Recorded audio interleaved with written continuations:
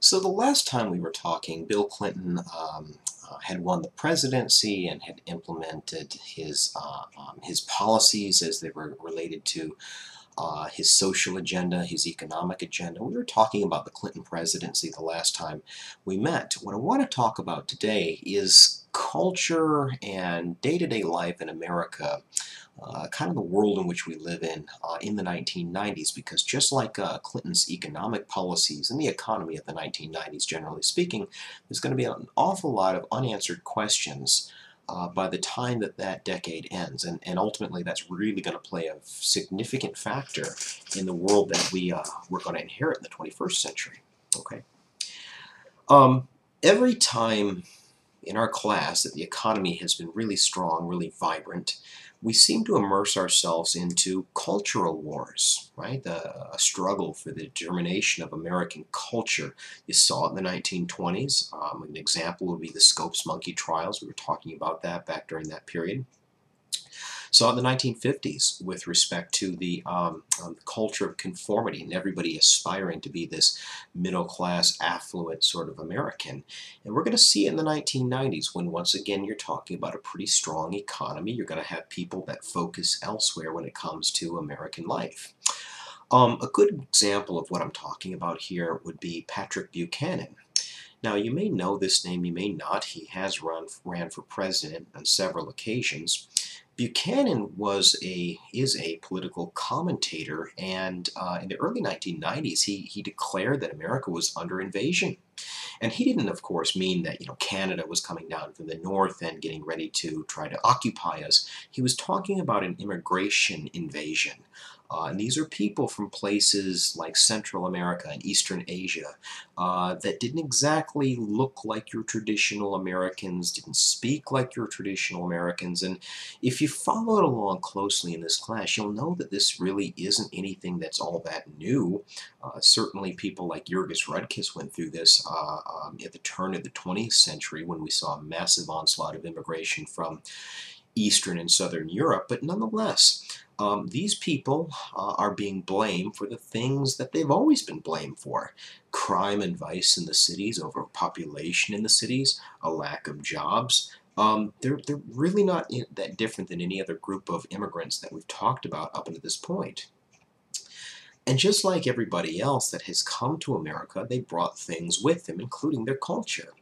And one of the things that Buchanan was really worried about, and he was not alone in this, but he was worried about the deterioration of what he called traditional American values. In other words, because these people don't speak English, because they eat strange and different foods, they have strange and different customs, we could be destroying what people like Buchanan believed made America great in the first place. It sparks a movement for quote-unquote traditional American values, and again, we're really not talking about anything new. We know that the Ku Klux Klan got very, very large and very, very powerful, and not in its traditional setting in the 1920s, mainly as a response to this massive onslaught of immigration and rapid social and cultural change. But an example of this nativist backlash comes to us in 1986 in California, when Proposition 63 is passed by an overwhelming margin. It passes by over 70% of an approval.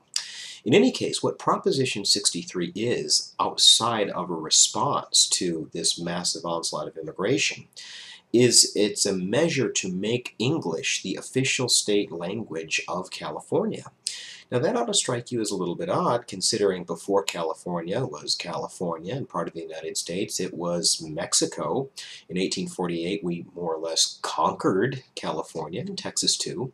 And now here we are, over 100 years later, forcing a language as an official state language on the people of California, which had always had a very cosmopolitan composition. Now, another dynamic within this whole cultural war setting would be the issue of race. Now, one thing I want to make very clear before we move any further, we are talking about a post-civil rights era America. And in this time period, there had been things that were accomplished, very tangible things like the Civil Rights Act, the Voting Rights Act, various measures that had been implemented, like affirmative action, that a lot of people uh, deemed to be enough. In other words, we've eliminated the infrastructure that allowed institutions like Jim Crow to thrive and to function for much of the 20th century. That's gone, and so we don't need the same kind of attention to racial reform. We don't need any more measures to really eliminate racism, because for the most part racism doesn't exist. We're talking about a post-racial America here. I think it goes without saying that racism still very much in the 1990s and even into the 21st century, very much a part of the conversation in American history. And race and crime were big news in the 1990s because, similar to the 1980s, in the early parts of the 1990s, there's a lot of people that feel that we are still too soft on crime and our punishments are not severe enough to deter crime. An example of what I'm talking about with respect to these culture wars comes to us in Los Angeles in 1992 with what comes to be known as the Rodney King riots. Now, who was Rodney King? Well, Rodney King was an African-American motorist that had led the LAPD on a high-speed chase through the streets of Los Angeles to the tune of over 90 miles an hour. Now, obviously, you want this guy pulled over, considering not only is he driving dangerously too fast, but he's also intoxicated at the time. So clearly this guy needs to be brought into police custody.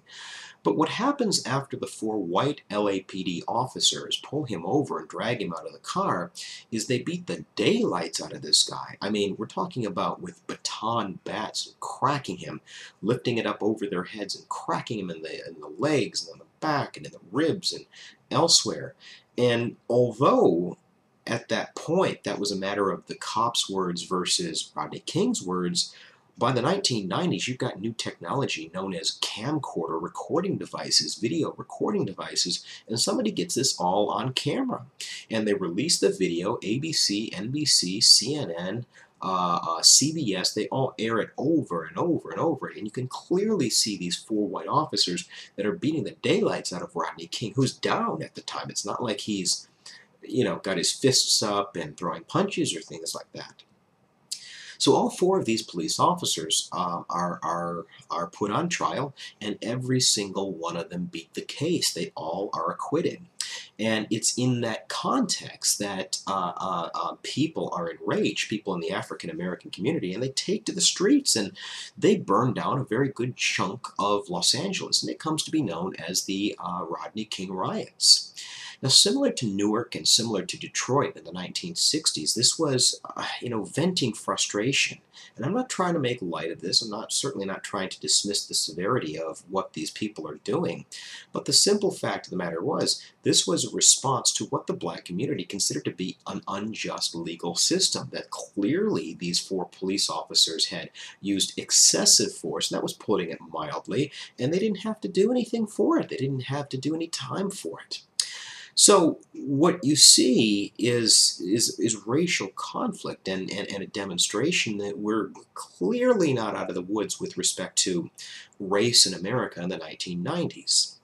Now, a couple of years later, race would once again come to be an important factor in the culture wars with the trial of the century in O.J. Simpson. Now, for those of you that don't know who Simpson was, he was an NFL running back superstar, Pro Bowler. Later on, he had a lucrative career as a spokesperson for companies like Hertz Rental Car. He was a Hollywood movie star as well. In any case, in 1995, he was accused of murdering his former wife, a white woman by the name of Nicole Brown Simpson. And her friend, Ron Goldman, who simply happened to be in the wrong place at the wrong time. In any case, this crime occurs in Los Angeles, and everybody's got the Rodney King riots in the back of their mind as this thing goes to trial. Those riots were fresh in everybody's memories. So anyway, what O.J. does is he assembles a legal dream team. That's literally what they called it, consisting of people like Robert Shapiro or Robert Kardashian. I'm sure you've heard of that name before. Very high-profile, high-powered lawyers, but the jewel, if you will, of this dream team would be the African-American lawyer, guy by the name of Johnnie Cochran. And Johnnie Cochran understood that the issue of race and racism was still very much alive in the American consciousness in 1995. Everybody remembered those riots with respect to Rodney King. And so it's Johnnie Cochran that paints a successful picture of the LAPD as being a racist institution, and even some of the law enforcement officials within the department being racist themselves. And ultimately, this is successful, especially when you consider the fact that, the big turning point in that case came when the prosecution attempted to have O.J. Try on an isotona leather glove that was found at the scene of the crime. It had been soaked in blood, but still the prosecution had wanted O.J. to try it on to see if it fit.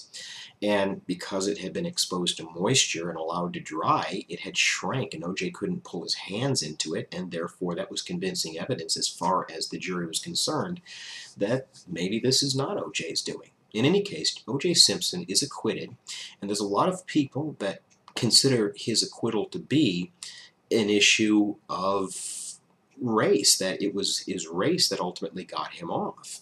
But unlike East St. Louis in 1917, unlike Chicago in 1919, unlike Detroit or Mobile, Alabama in 1943, you don't see white rage erupting into what you would have called a race riot in the 1990s. For the most part, you don't see anything at all. Okay? You do see a little bit of outpouring in the African-American community. Of course, we're talking about race and racism, but there's people like Louis Farrakhan, the leader of the Nation of Islam throughout much of the 1990s, that is making the case that African-American men need to take more responsibility and accountability for their own personal lives, that there's only so much that you can blame on the institution of racism. And we see this manifest itself in the mid-90s with what Farrakhan organized, a million-man march in Washington, D.C. Now, this is a little bit different than MLK's million-man march in the sense that this is standing for more, personal accountability. That, of course, we're going to continue to attack and address the institution of racism, but we're also going to take a little bit more responsibility for things in our own lives as well. Now, a lot of this spills over into politics, and we know that one of the things that was happening in the 1980s and the early 1990s is a Republican resurgence in Congress, especially. In the 80s, you got the presidency, but especially in Congress in the 1990s. And through the contract with America, the Republican Party is really able to make some meaningful reforms, if you will, when it comes to entitlements and welfare.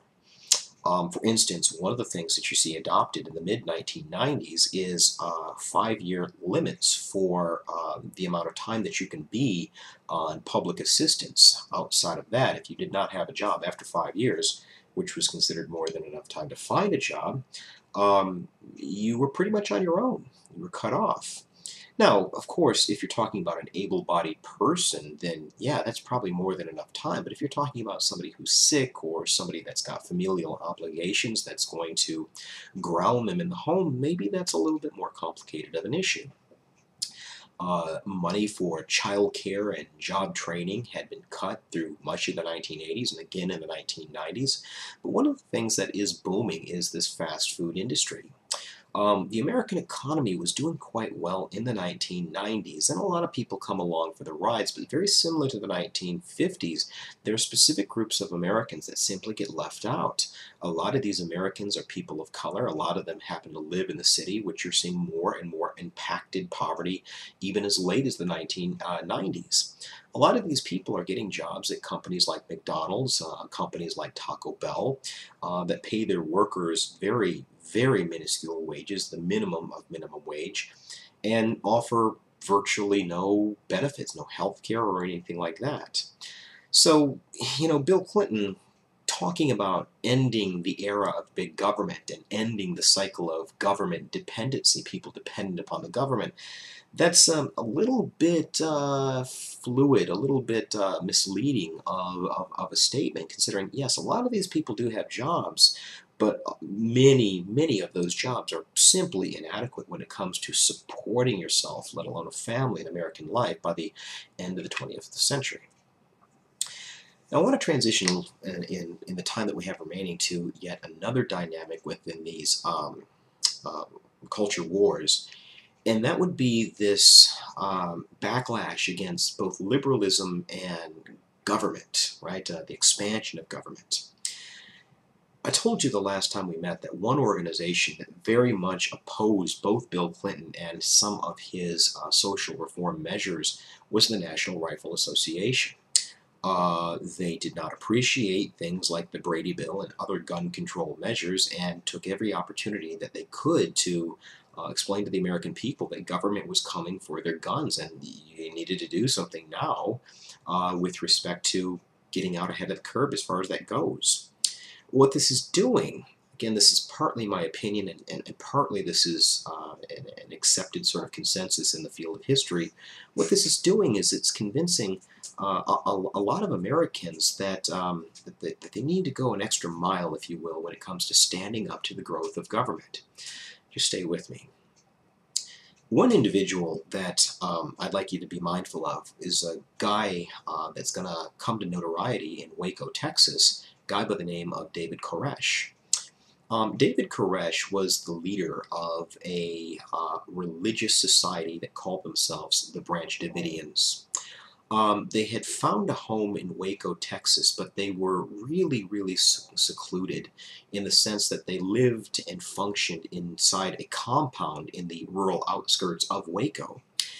And of course they had religious services, and a lot of these services were, I guess you could say, unconventional.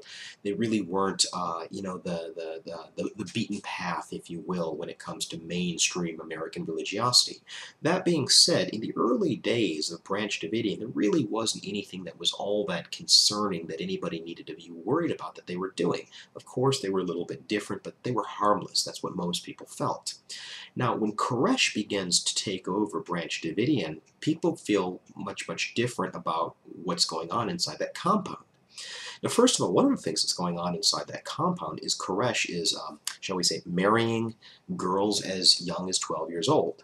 Now, when I say marrying them rather, he is taking them as his wives, and he's also taking, or he's also marrying them to other older men. Now, you can get into, you know, polygamy and things of that sort because it was more than one wife, at least more than one woman that he was having sexual relations with. But with respect to these younger girls, what you're really talking about is child molestation and statutory rape. And so that really, once the government begins to take tabs or keep tabs on Koresh, this is one thing that really begins to concern a lot of people on the outside. Now, the other thing that really concerns them, and this is what got the government's attention in the first place, is it becomes well known that Koresh is hoarding a lot of firearms, and not only is he buying a lot of guns, he's also kind of doctoring them up to become assault rifles, semi-automatic, automatic weapons, which were clearly violations of Clinton's gun control measures. Koresh, like other sectors of American life, had become convinced that the government was after him and he needed to get out ahead of the curve, and part of that meant assembling an arsenal, apparently. So anyway, it's the American Alcohol, Tobacco, and Firearms, the ATF, that ultimately is put in charge of dealing with Koresh. And what they do is they issue a warrant for his arrest for violation of these gun laws, and they're running to the compound in Waco, literally running up to it with the warrant in one hand and an M16 in the other hand. And so if you're David Koresh and you see this unfolding, what you might be inclined to do is get inside, lock the doors, and batten down the hatches, which is exactly what happens. And so in the aftermath of this attempted serving of this warrant, there's a gunfight. It's kind of like the Old West that injures several people. David Koresh is one of them. And basically what you've got is a days-long standoff between the government that wants to arrest Koresh and the people inside the compound of Branch Davidian. Now, there's a dialogue, there's a conversation between Koresh and government officials, and what Koresh seems very, very concerned about is, one, going to prison, and two, the reputation that child molesters have within prisons, and he makes it very clear that he does not want to go down that road. The government seems to be working with him, but then in a sudden turn of events, what we see happen is government tanks, military tanks that are ramming in those doors in Branch Davidian in the compound, and it's at that point that David Koresh makes the decision that they're not going to take me alive. According to government reports, Koresh orders fires to be lit inside the compound. The compound burst into flames, and many people, I would go as far as to say most of the followers of Koresh and Branch Davidian, end up dying in the fire. One man that was on the scene in Waco watching all of this unfold was another guy with a lot of anti-government sentiments, a guy by the name of Timothy McVeigh.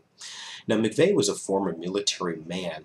He was no longer in the military in 1993 when all of this is erupting, but he had really associated with a lot of other people, with a lot of other anti-government sentiments, and what he really saw here was a clear-cut violation of the First Amendment. I mean, as far as he was concerned, all these people were doing was expressing their religious beliefs freely in the privacy of their own dwellings, and furthermore, a violation of the Second Amendment that said that they had a right to bear arms. So clearly what McVeigh sees here is a government that's trampling on the Bill of Rights, and he needed to do something about it.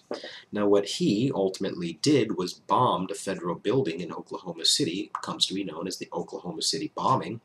A year to the day after the Waco tragedy in 1994, year to the day. So it's not a coincidence that McVeigh is doing this. And later on in an interview, he's going to tell a reporter in Kansas, he made it a very big point to not give this scoop to the Washington Post or the New York Times or bigger papers like that this was going to be a smaller paper.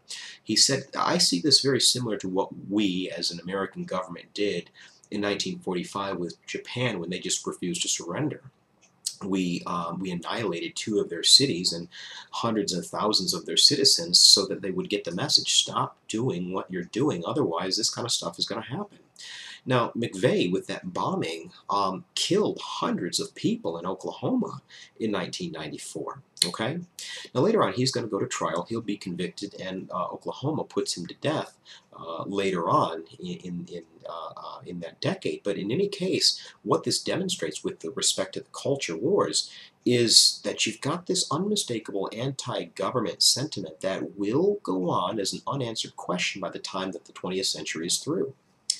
Now, the last sort of area that I want us to be mindful of with respect to these culture wars involves the feminist movement and the LGBT community's social movement for equality in American life.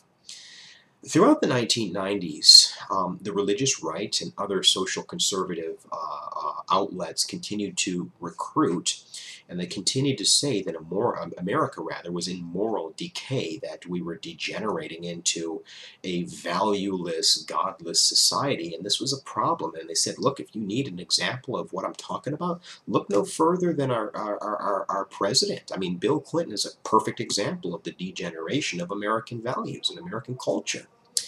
They also pointed to radical feminism, or what they perceived to be radical feminism. Women out there in the workforce, women out there in their own opinions anyway, being promiscuous and having the option now legally to terminate a pregnancy if that was what they deemed to be necessary. Now, throughout much of the 1980s, you do see, it's my opinion, but several books have been written that are quite convincing that women's rights and the women's movement really begins to recede, really begins to fade in American life. And a lot of people believe that American women see a lot of their rights kind of shrink in the 1980s. Well, by the 1990s, they had enough time, the women's movement, I mean, to really reorganize and re-recruit. And organizations like the National Organization for Women, now, they begin to expand their membership. And one of the things that they really feel strongly about is to keep Roe versus Wade legal, to continue the legalization of the institution of abortion. And just like in 1973, we know that that really grabs the attention of the religious right. And what you begin to see as now continues to expand is the growth of what we call the pro-life movement, the choose life movement, okay? And so that's what's going on with respect to the feminist movement and their opposition. Now, in the LGBT community, homosexuals by the 1990s had successfully organized themselves and defined themselves as a political minority, and they began to lobby for rights. They began to put a lot of pressure on mainstream politicians, and Bill Clinton was included in this, to implement equality in American life. And one area that we see this very vividly would be service in the armed forces. Now, again, guys, I told you that in World War II, one of the things that got you off the hook when it comes to serving in the military would be if you happen to be homosexual. If you were gay, the Army, the Navy, the Marine Corps, they screened you out. They did not allow you to serve in the military. Well, a lot of people by the 90s within the gay community said serving in America's military is our right as upstanding citizens, and the government should not have the right to say that we can't serve simply because we happen to be of a different sexual orientation. And so they're ultimately successful, or I guess you could say partially successful, in implementing equality in the armed services with Bill Clinton's policies of don't ask, don't tell. Now, officially, the way that this is supposed to work is that if you are homosexual, you're not supposed to offer that information up to anybody within your ranks or above your ranks. And if you happen to be a commanding officer, you're not supposed to go asking for that information. It's kind of a don't tell, don't look sort of situation. But one thing I want to make very clear is you still can't officially come out and tell everyone around you that you are homosexual. That's not a possibility. It's not going to be until very, very recently here that we officially lift this ban and we repeal Don't Ask, Don't Tell, making it perfectly legal to be gay or be lesbian and serve in America's military.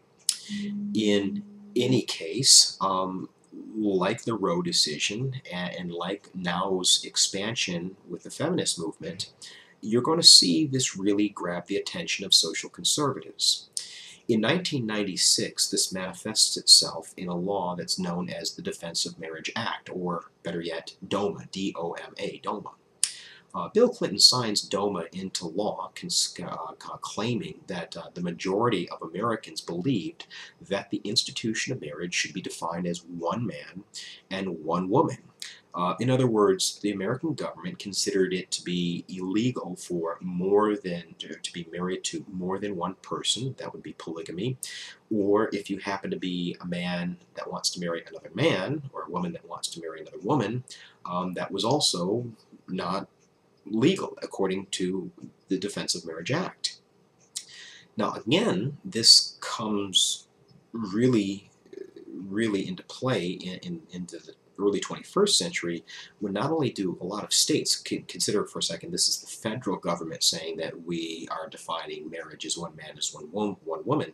The states had enough discretionary ability to kind of do their own thing, and certainly you see this in places like California, San Francisco in particular. But in the early 2000s and the 2000 teens, you begin to see state after state. We're not talking about liberal Massachusetts or left-wing California or anything like that. We're talking about states like Iowa and Minnesota, later on Arkansas, strike down those mandates that say two people of the same sex cannot get married. And so I really want you to think about the Defense of Marriage Act when it comes to this issue of are we freer or are we less free? There's going to be a lot of people, particularly in the LGBT community, that are saying what the government's essentially doing is involving itself in your bedroom, in your private affairs. What these people that want marriage equality want is not necessarily, you know, the ability to force everyone to go to their marriage and, you know, shove it in their face, so to speak. What they want are the social and political benefits that come along with marriage. You know, designating your spouse as your dependent and providing health care coverage for them. If you're in an accident, you'll know that some of the only people that they'll allow, the hospital that is, to allow to go back there and visit you happen to be blood relatives or your spouse. Well, if you're not married and you are together as partners, then that's going to prevent you from going back there and seeing that person. And so that's the kind of things that the people in the LGBT LGBT community are pushing for. And the same-sex marriage is going to continue to be an issue throughout not only the end of the 1990s, but even into the 21st century. So all said and done, what I want you to understand about the 1990s is they left a lot of really important unanswered questions. Questions in the economy. You've got a booming economy, but a lot of question marks around it. NAFTA being one of them, outsourcing being another one of them. You've got a lot of cultural problems, not problems, but cultural issues that have not really fully been addressed. And this is really going to set the stage for the election of 2000. And it's really going to, it's really going to play a significant factor. All these unaddressed problems in the 90s going to play a really significant factor in the world that we live in today. And you'll see a little bit about what I'm talking about the next time we meet when we talk about the election of 2000. We'll start there next time.